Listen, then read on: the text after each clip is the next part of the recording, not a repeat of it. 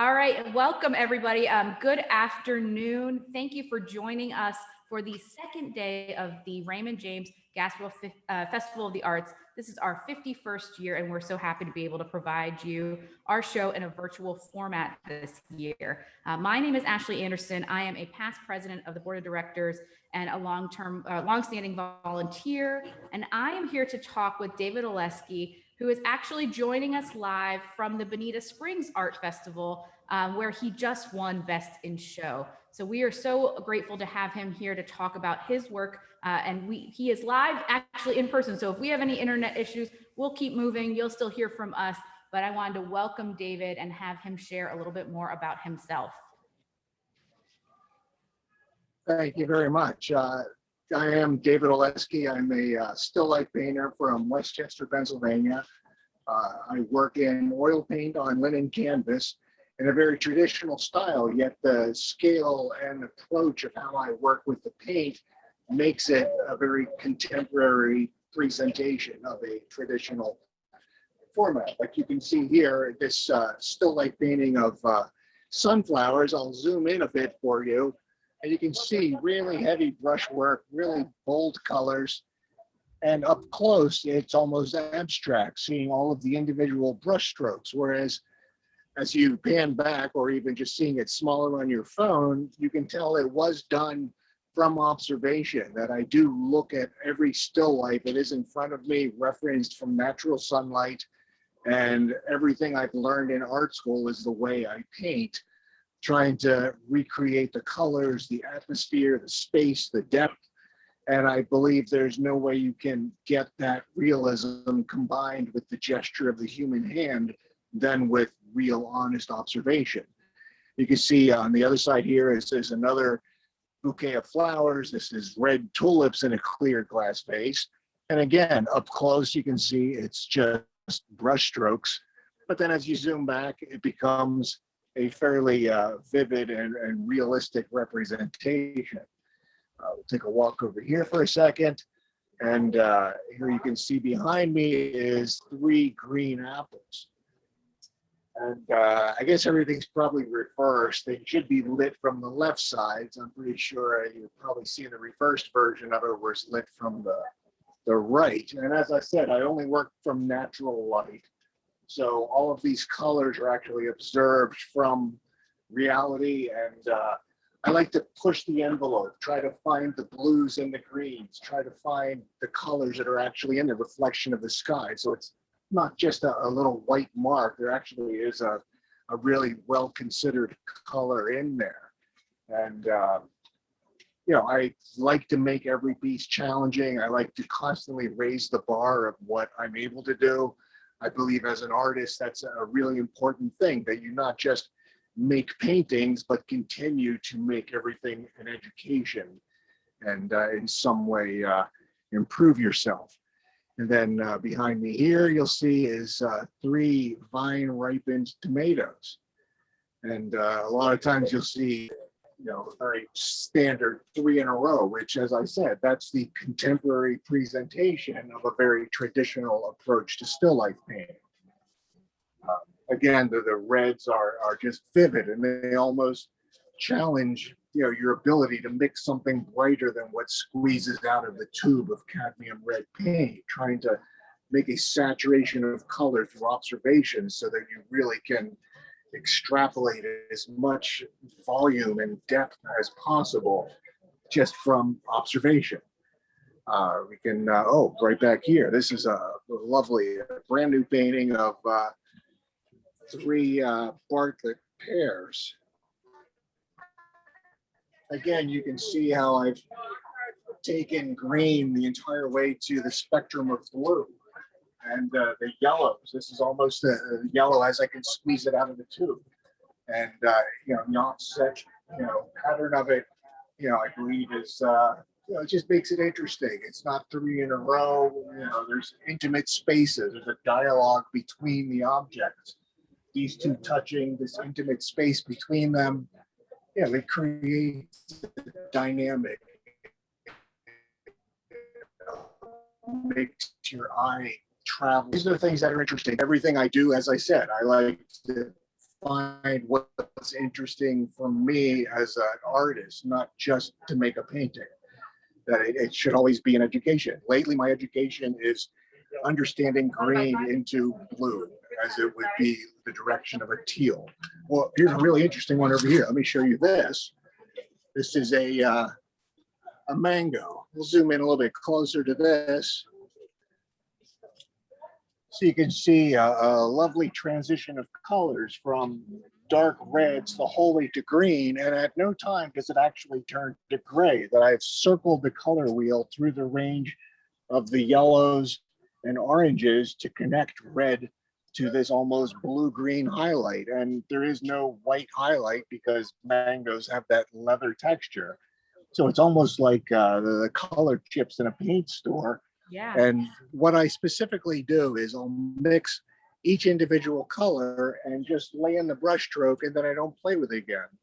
And people think it's just for the effect of the brush stroke, but it's the way I learned how to paint in art school, to match colors and to lay them in one stroke at a time and allow the viewer's eye to join them together and to see the transition across the surface. And this, I think, is a great example of some very rare colors that really are integrated and work well with creating these shapes.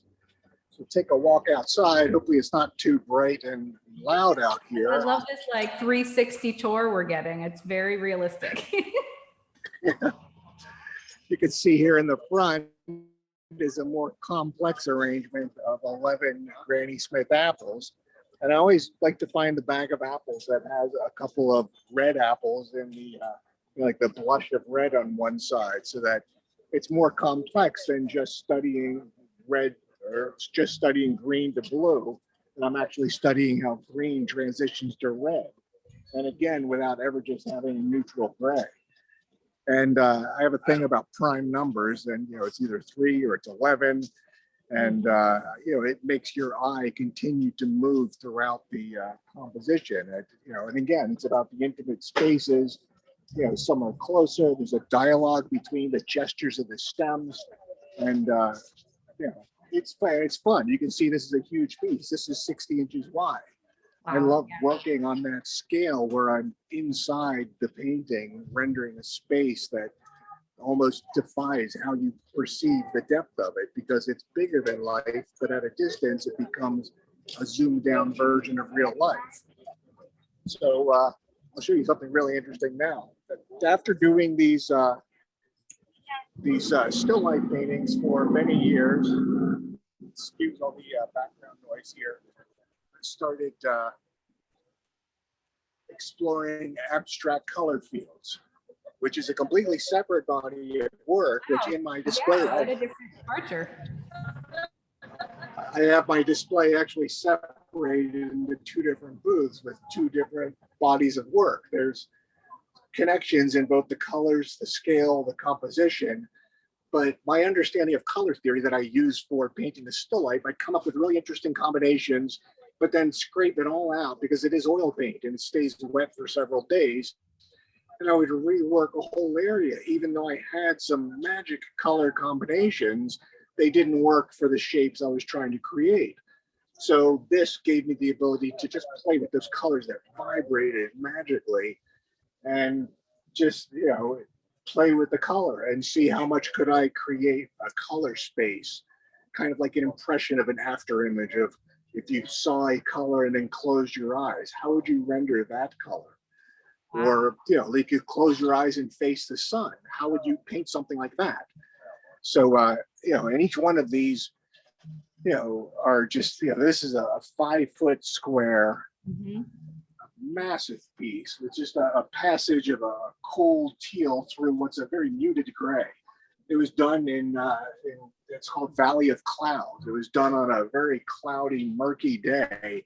And I had to really dig in to find color within the light. These are still referenced off of white surfaces, sometimes objects, but it's very much based on the quality of sunlight that I'm working with that day. And if I see a fox in the forest while I'm painting, that'll play into the title in some way, such as the first piece you saw is called Winter Fox Forest. And with the still lifes, I always know how they'll turn out. When I start a still life painting, it's obvious. When I'm finished, it will be whatever's in front of me. Whereas these, I never know how they're going to turn out. I start them, I have one vision in mind, but then the second and third colors that I put on, I get led through to what the decisions should be about the fourth and fifth color. And by the time they're resolved, it's somewhere I didn't expect to be, which is kind of like spin art that you throw the paint on and the thing stops spinning and it's like, wow, it's amazing. But it's a little more deliberate. I am still mixing each one of these colors. I'm still holding the knife up, but I'm just measuring it against relative color in the room. So it's very abstract and very vague, and I'm not even sure what I'm doing. When I started doing these, my wife was very concerned, thinking I just went off the deep end and I'm just mixing colors and holding the knife up. She thought this will be fiscal suicide. We're not going to survive if we do this, until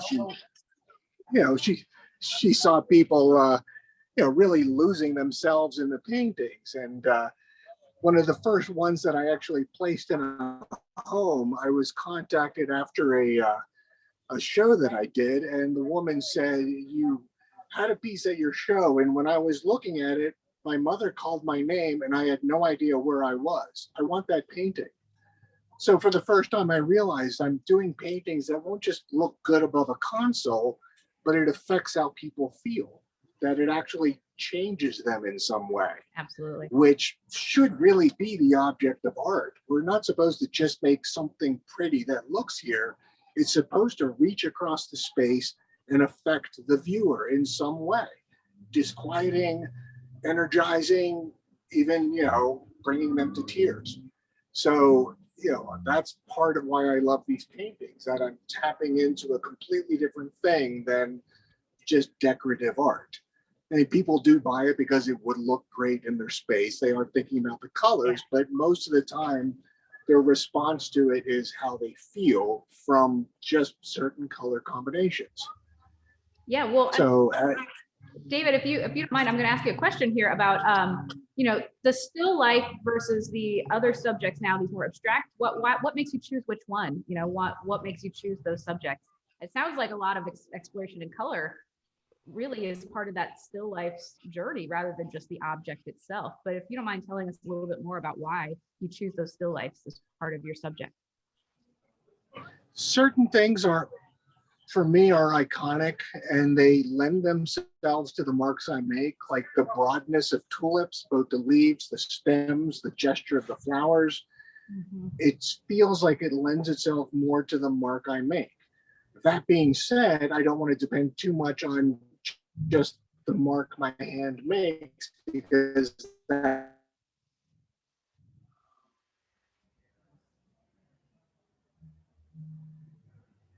your hand naturally makes. So, for me, apples, pears,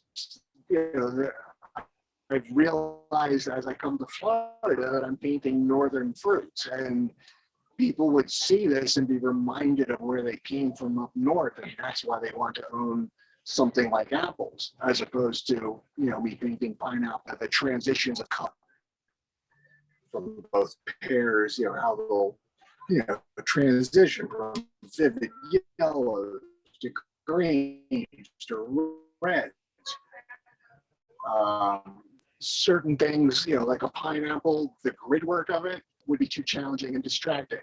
So I love shapes that, and said, I am thinking about some different subjects. If you have a chance to get on my website or social media in the upcoming weeks, you'll see some really interesting things that I've never done. When I come to Florida, the wheels start turning. I was in Key West last weekend, and for the first time, I saw that teal green water. It was just fascinating. You're welcome to come in. I'm just talking to the camera here. Well, and David, I'm going to take this second here while you're transitioning to ask to put up your event page to show folks who are watching how they can view your work in the actual art festival itself here at the Gasparilla Festival of the Arts. You do have a showroom on our event site, which shows the work that you've submitted for both jury and for sale. And that's a good way for people to start to get an idea of your work, as well as see some additional photos of the work and watch a video of you explaining your process. And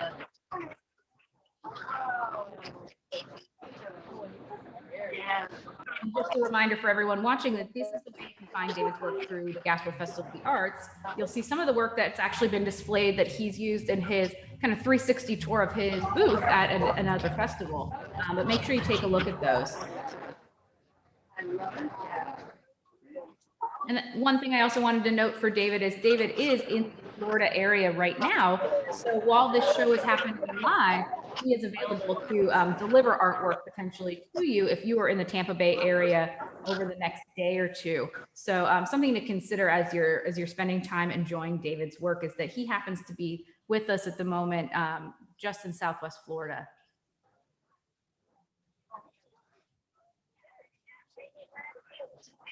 David, you mentioned a lot about your schooling. Where did you go to art school?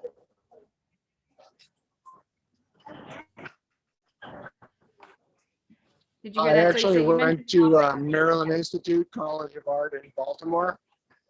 And yeah, it was Maryland Institute College of Art in Baltimore. And my timing was perfect. I studied under a professor of sculpture, which everybody dared each other to take the class because he's so hardcore about making sure the discipline of drawing from classical sculpture was properly realized. So everybody dared each other, and I was young, I was brave, and I said, yeah, why not? I'll do this.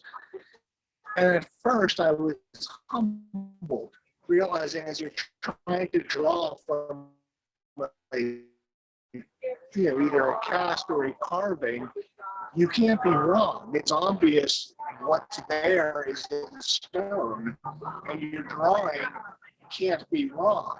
And so it made me understand all of the elements of self-critique that I always use in my studio today. Is when I'm working, coming from classical sculpture was a great introduction to how to really second guess what you think is right.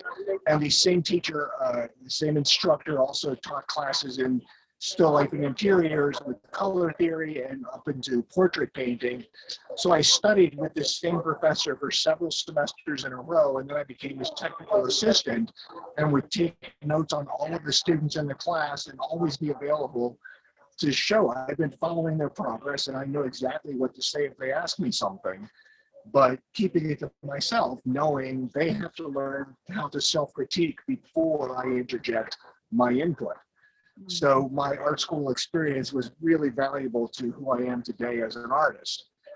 I've mentored a lot of younger artists. I've spoken at schools. There's a website, netpress.com, that I'll talk to today and talk about, the career of an artist. And I believe that's an important thing to do, to find something you can give back to the community as a teacher, whether it be mentoring young artists or helping adults that would like to get back into art and aren't sure how to do this business. And, I'm honored that, I'm able to do something like that. I don't know, some of these kids, they're just staring like they're in a class and I'm not making sense. But then, I explain to these high school kids how your classmates may someday be your collaborators. There's this long silence, and a guy in the front row said, "You're a very wise man." It's like, all right, I scored. I made one connection, and that might actually resonate and help somebody in their life. And we love that, because a lot of the Gasparilla Festival of the Arts mission is not only supporting working artists, but also cultivating a new crop of artists, both new into the field of maybe fine arts or maybe someone who had a career previous. So we have a question here that's, how did it take you time to develop your style? And how about that second body of work that you showed? Because you kind of have two, varying styles here with the subject matter. Did that just kind of grow over time, or did that come to you in a special eureka moment? Well, I fell out of painting for several years. I did a lot of growing up. I traveled the world. I played in a rock and roll band. I mean, all the things young people would do out of college and growing up. And just a light bulb went off one day. I was having a life experience. I was in another country, and something just clicked. I decided I should be doing something really important that's, important to me, that's not about making money. And I made the decision to just start painting again. And I thought I should cut my teeth on the basics of still life painting. Just get right back to the very beginning and pretend I'm learning it all over again. So, I started setting up still life, like books and drapes and different, very academic. And it's when I started doing arrangements of fruit and really exploring the colors, a cliche thing to do, but I figured the masters did it, Van Gogh did it, I should do that. So I set up a bouquet of flowers and rendered it as best I could. And I think I realized very early on that the more paint and the more confidence I can have in my brushstroke, the more the painting will read and project how I feel. And very simply, the more I'm putting paint on the canvas, the more it's moving forward. As soon as I'm just playing with the paint that's already on the canvas, it's no longer developing as a painting. It's almost just for myself to be rendering.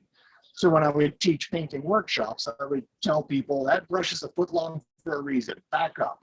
And I'd say that chair is not for you to sit in. You put it on the other side of the room and you stand when you paint. So you're constantly stepping back, stepping forward, so that what you can see at arm's length, that's not how the painting looks. Is when you go the whole way across the room and sit down, that's what you're referencing.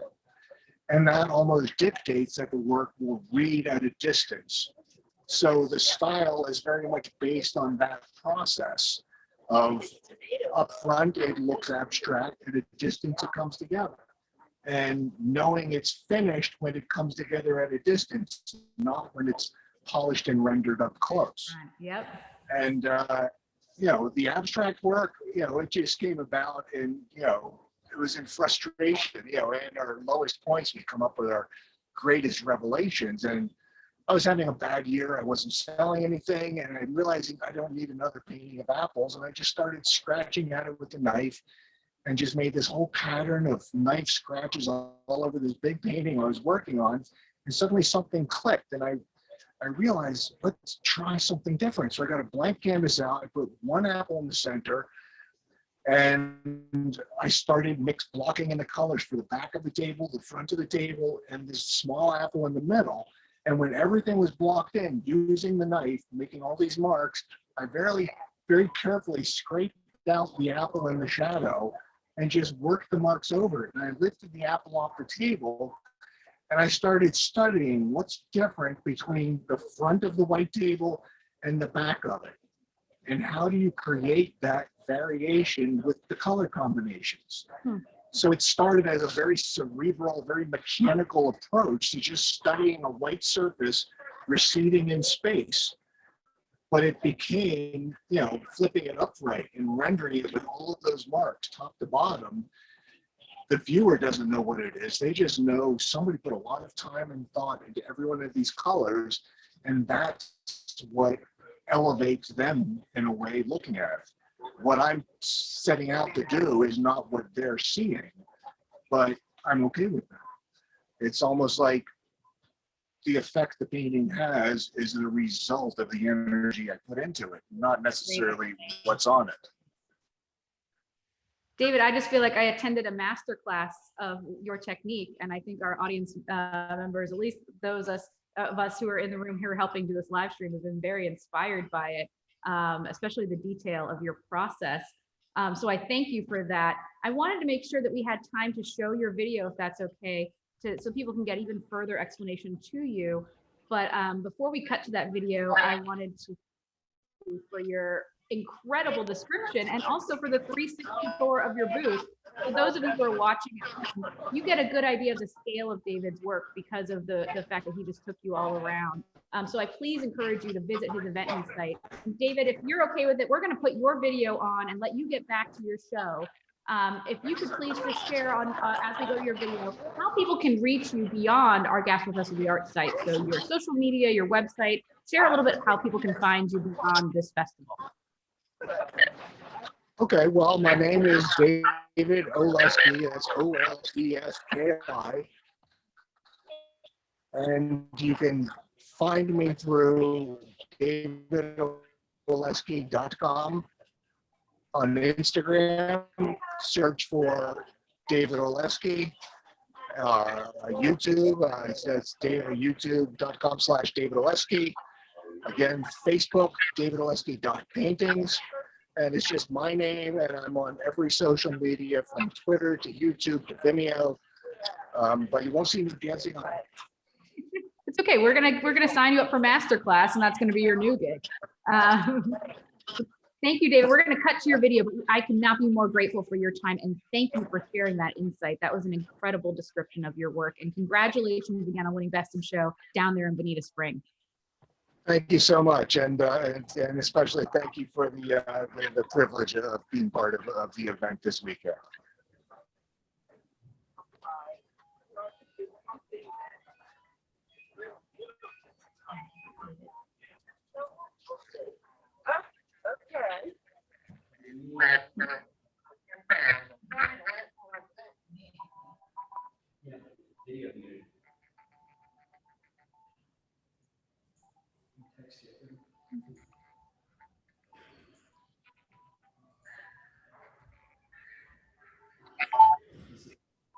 Just voting weird.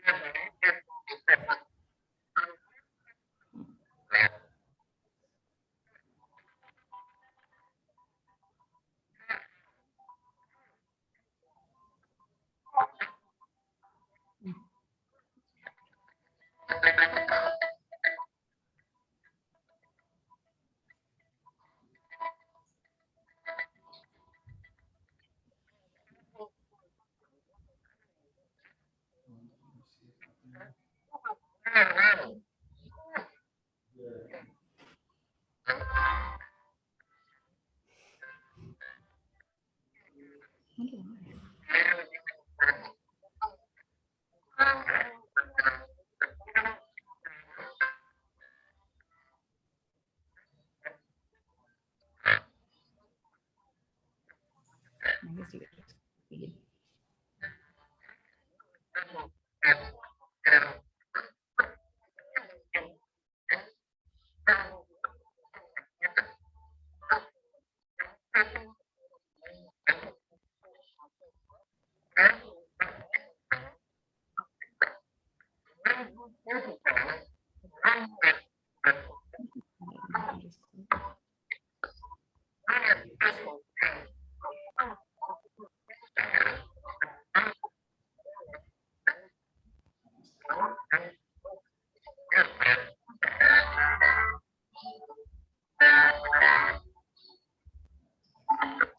So as you could hear, we had a couple technical difficulties with David's video, but that video is on his Eventney site page. So just Google his name inside the Gasparilla Festival of the Arts Eventney page. You can find that all the way through March 21st. So please check that out. That video is really funny and compelling and shows his process.